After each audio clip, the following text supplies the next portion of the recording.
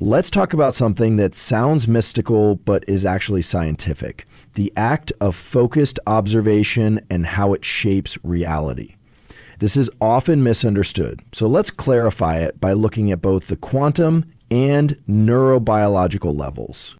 In quantum physics, there's a well-documented phenomenon called the observer effect. In simple terms, particles exist in a probabilistic state, meaning they don't occupy a definite position or momentum until they are observed. When a measurement is made, the wave function collapses into a single outcome. The key takeaway here is not that thoughts magically change the universe, but that observation, conscious attention, has a measurable effect on physical reality at the... This is not metaphor, it's experimentally confirmed, and while this principle doesn't scale up neatly to classical systems, it points to a deeper truth: the observer matters.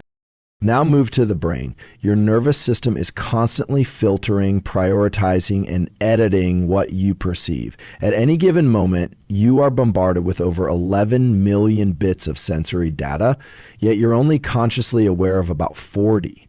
How does your brain decide what makes the cut? Focused attention.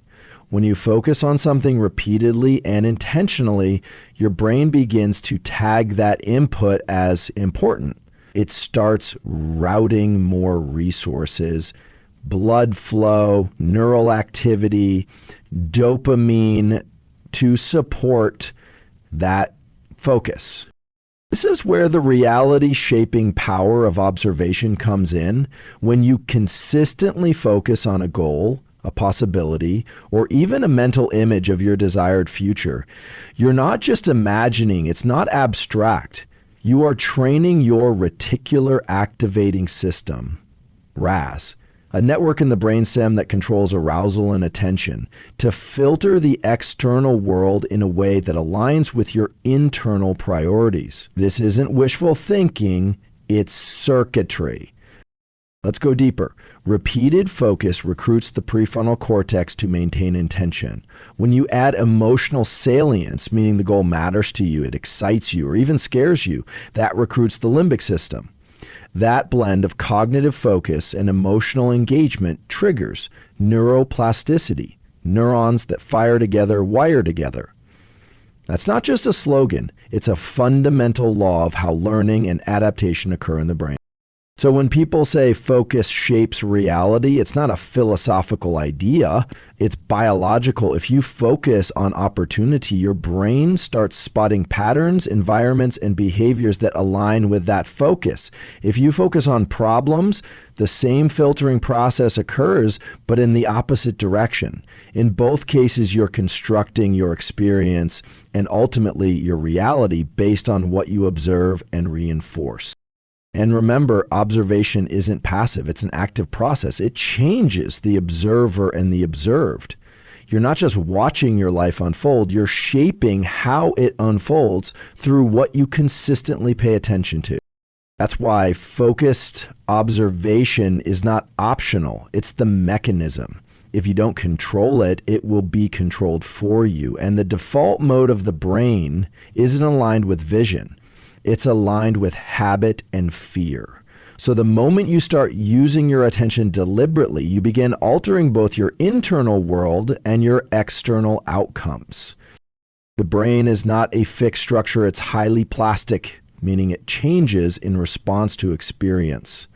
This process is called neuroplasticity, and it's the foundation of all learning, memory, habit formation, and ultimately the manifestation of new outcomes in your life. But here's what most people miss. Neuroplasticity isn't triggered by random thought or occasional effort. It's driven by two main ingredients: repeated focus and emotional engagement. When those two factors are present, the brain begins to physically rewire itself to align with the object of your focus, not figuratively, literally. Neurons form new connections, existing circuits strengthen, and your default patterns begin to shift. Here's how it works. Every time you think a thought or visualize a goal, a specific neural pathway is activated. If that thought is fleeting or emotionally neutral, the signal is weak, nothing changes. But if you repeat that thought consistently, and especially if it's paired with emotional intensity, excitement, urgency, desire, then neuromodulators like dopamine, acetylcholine, and norepinephrine are released. These chemicals act like highlighters for the brain. They mark the neural circuits involved in that moment as important as something worth keeping. Dopamine, in particular, is key. It's not just about pleasure, it's about motivation and prediction. When you vividly imagine a goal and emotionally attach to it, dopamine tells your brain, this is the future, prepare for it. That preparation takes the form of structural change. New synapses form, old ones weaken, behavior starts to shift, perception begins to recalibrate. This is why real manifestation isn't just about thinking positively or creating vision boards. It's about training your nervous system to expect a new reality so consistently and with such emotional clarity that your brain can no longer distinguish between what's imagined and what's experienced. When that happens, the brain does what it's designed to do. It adapts. And those adaptations show up as new habits, new choices, and new reactions. Over time, those changes accumulate into new outcomes. But, and this is critical, it doesn't happen without repetition. The brain is efficient. It resists change unless it's convinced that the change is necessary. Occasional focus won't do it. You need to return to the same goal, the same visualization, the same emotional state again and again until the wiring takes hold. Think of it like muscle hypertrophy. One intense workout won't build muscle, but consistent targeted training creates lasting change. The brain operates the same way. Focus is the mental equivalent of load. Emotion is the signal that tells the system to grow. Repetition is what locks it in. So when we talk about manifestation, remove the mysticism. What you focus on with emotion becomes a biological instruction. Your brain listens, it adapts, and over time it begins moving you consciously and unconsciously toward that focus, not because of belief, but because of biology. That's the engine of real manifestation. It's common to hear people talk about setting intentions, writing goals, visualizing outcomes, stating affirmations. And while intention is the starting point, on its own, it's not enough.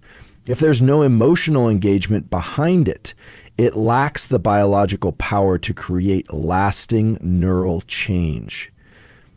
This isn't just motivational theory, it's neurophysiology. Let's break it down. The human brain changes through a process called experience degradant plasticity. This means that the more often a neural circuit is activated, especially under certain biochemical conditions, the more likely it is to become structurally reinforced. But the signal must be strong enough to capture the brain's attention. Intention alone, thinking about a goal or imagining a future state, activates the brain only at a low level. If that thought is emotionally neutral, it barely registers. No change is triggered. In contrast, when intention is paired with emotion, especially strong, positive, or urgent emotion, then neuromodulators are released. These include dopamine, which signals motivation and anticipation of reward, and norepinephrine, which heightens alertness and memory consolidation. These chemicals act as amplifiers. They tell the brain, this matters, pay attention, rewire accordingly. Here's an example. Let's say you set the intention to become more confident in social situations. You write it down, you think about it from time to time, but there's no emotion behind it, no urgency, no visualization of success, no physical or emotional activation when you imagine it. In that case, the brain hears the signal as background noise. It doesn't respond with change. It doesn't assign importance to that idea. Now imagine the same intention, but this time you attach real emotion to it. You visualize a specific situation where you speak clearly, make eye contact, feel grounded in your body. You feel the energy of confidence in your chest.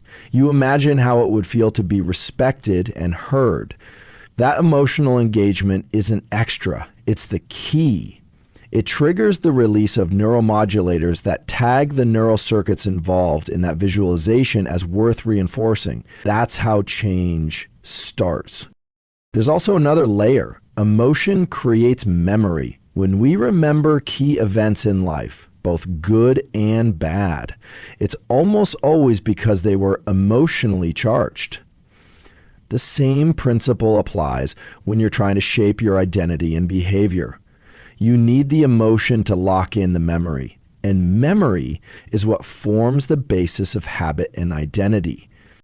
This is why people fail to create real change even with clear goals. They think the mental act of setting an intention is enough, but without emotional salience, the brain doesn't respond.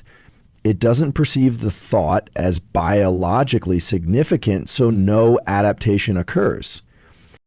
Your nervous system is built to prioritize what feels urgent, what feels meaningful, what feels real. So if you want to create neural change, and by extension, life change, you need to move beyond intellectual intention. You need to bring the body into it. Get the heart rate up, activate the breath, engage the senses, and make the experience emotionally vivid. That's when the brain begins to listen. And that's when manifestation becomes real, not imagined. Most people don't fail to manifest the life they want because they're incapable. It's rarely a lack of talent, intelligence, or even opportunity. The failure point almost always is distraction, low emotional engagement, and inconsistency. These three factors disrupt the biological conditions necessary for change. Let's look at why. First, distraction. We live in an attention economy. Every platform, every device, every app is designed to hijack your brain's reward system. Every notification is a micro hit of dopamine, but it's shallow and fragmented.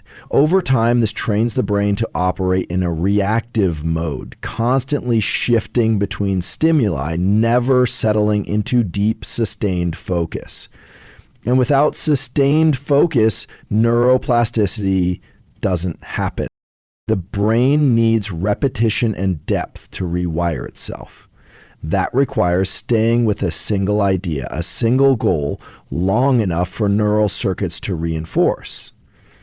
But if your attention is fractured, scrolling 1 minute, reacting the next, you never stay in one place long enough for change to take hold. You might set an intention, visualize a goal, even act on it for a day or two, but your attention doesn't return to it consistently. And in the language of the brain, inconsistency is the same as irrelevance. Second, low emotional drive. The brain does not respond equally to all input.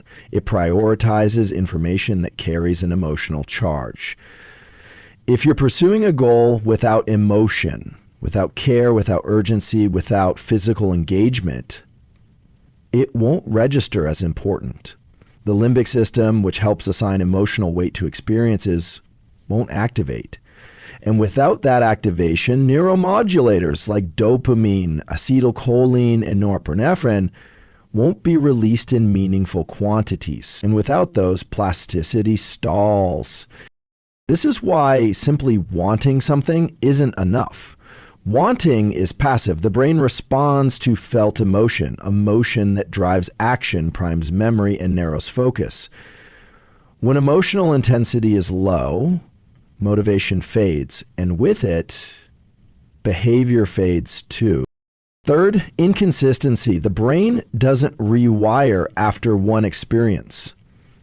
Neural change requires repeated activation of the same circuits over time under consistent conditions. Think of it like forging a trail through dense forest. One walkthrough won't do it. You have to go back day after day until the path is clear. That's how habits are formed and identities are built. But most people don't stay with the behavior long enough. They start with good intention, they get distracted, motivation dips, they stop. And every time that loop repeats, the brain strengthens the pattern of quitting, not succeeding. So failure becomes a kind of habit too. The truth is the nervous system is built to change, but only under the right conditions. Deep focus, emotional engagement, and consistent repetition. Those are the ingredients. Remove one and the process breaks down. But when all three align, the brain begins to shift, not just in thoughts, but in structure. And that shift is what moves you from imagining change to actually experiencing it. Not because you believed harder, but because you created the conditions your biology needs to evolve. The human nervous system is highly adaptive, but it's not naturally wired for bold vision or expansive change. Left to its own devices, it defaults to one thing: safety, predictability, sameness. And there's a reason for that. The nervous system evolved to keep you alive, not to make you exceptional. It prioritizes what's familiar over what's possible. Unless you consciously direct it, it will choose the path of least resistance every time. Let's break this down. Your brainstem and limbic system, two of the most ancient parts of your nervous system, are built to detect threat and preserve energy. When something feels uncertain, unfamiliar, or too far outside your current identity, these systems often interpret it as danger. Not because it actually is, but because it's unpredictable. And unpredictability in biological terms equals risk. That's why any big vision, whether it's building a business, changing a relationship, or transforming your health, triggers internal resistance. The body feels it before the mind can explain it. You'll find yourself hesitating, procrastinating, even rationalizing. That's not laziness, that's your nervous system doing what it's designed to do. Pull you back into the comfort of what's known. Now here's the shift. You can override this, but only through conscious, repeated direction. When you define a vision, something specific, measurable, and emotionally charged, you give your brain a target. And when you return to that target daily through focus, visualization, and behavior, you begin to change what the nervous system considers safe. Here's how it works neurologically. The prefrontal cortex, which governs planning, decision-making, and goal pursuit, must stay active and engaged. It's the part of the brain that can imagine the future and hold on to it despite present discomfort. But the prefrontal cortex requires effort to stay online. If you're not deliberately using it, if you're not actively focusing on the vision you want to create, it goes offline. And what takes over are the default systems, the amygdala, the basal ganglia, and the circuitry of habit. So unless you're actively updating your mental model of the future, your nervous system will anchor itself to the past. It will run the same loops.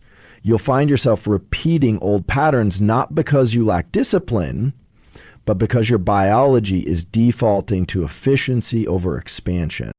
This is why daily engagement with vision is non-negotiable. You're not just motivating yourself. You're creating a neurochemical and structural shift that tells your nervous system, this is where we're going. And when you pair that vision with emotion and action, even small, consistent steps, you begin to reprogram what the system sees as familiar. Over time, the new becomes the normal, and that's when momentum starts to build. But without that conscious direction, the system reverts. Not because you failed, but because you didn't lead.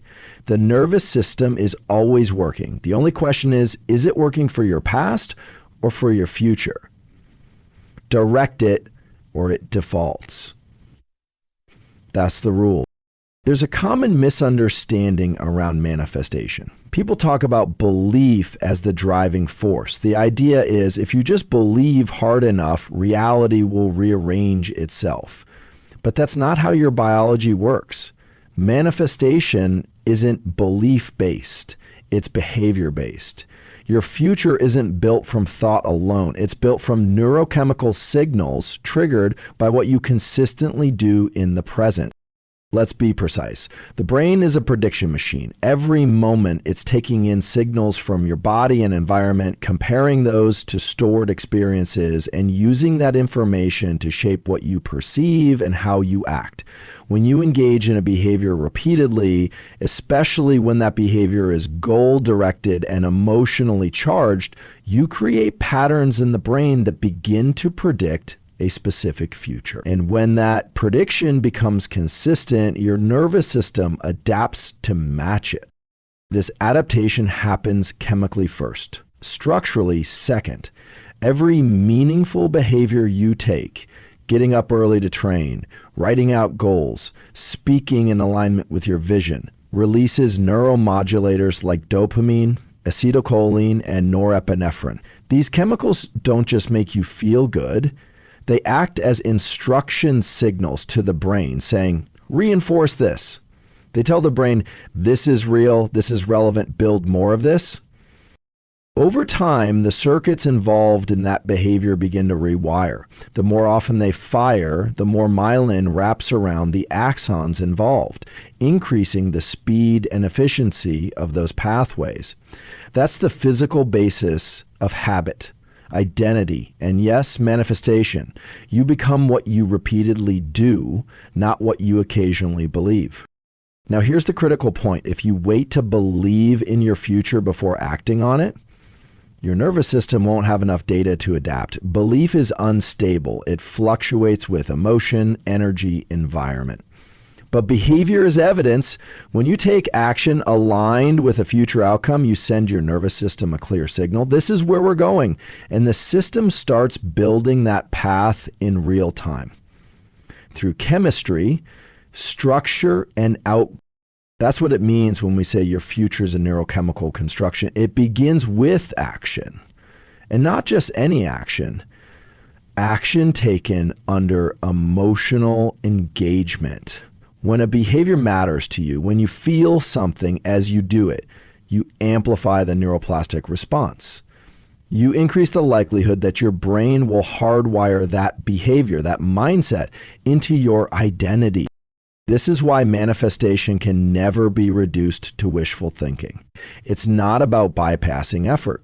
It's about understanding how biology works. The nervous system needs a pattern to reinforce. It doesn't respond to abstract hope. It responds to concrete repetition. So if you want to manifest something, don't wait to believe in it.